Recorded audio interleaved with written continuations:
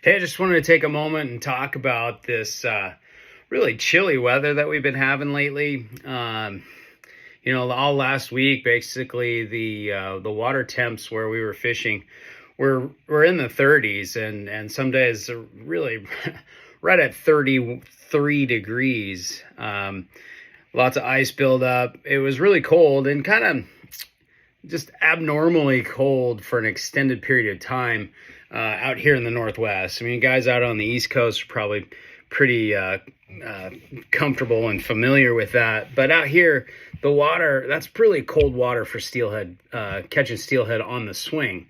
And we managed to catch some fish and we were successful, but it was really a lot of work. And one of the things I noticed is that when it's this cold, it's absolutely imperative that you manage your swing.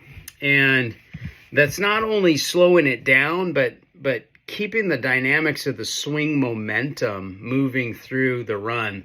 It's really important when this water is low, clear, and cold. So, when the water's high and it's warmer, you can get away with, a faster swing or, not really managing your swing that much. Throw it out there, hang on.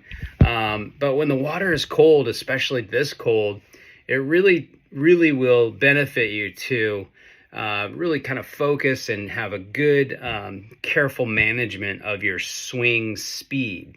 So one of the things I coach people to remember is to try and get that fly at least half the depth of the water. So one of the ways we do that is to dial in the right sink tip. I use what we call the sink tip test to help us get the right depth and the right sink tip. We can also kind of fine tune it by adding, weighted fly or unweighted fly. Some flies sink faster than others. A real sparse fly is going to get down a little better.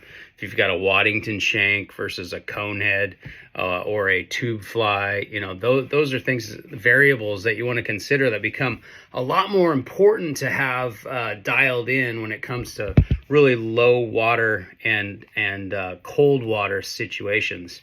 So one of the things that happens when the water is so low, clear, and cold is the current is not as robust as it normally is when the water levels are more average. So that really entails often lightening up your sink tips. We're using a 10-foot T8 a lot of the time last week. There's places where a 10-foot T11 worked fine as well. But carefully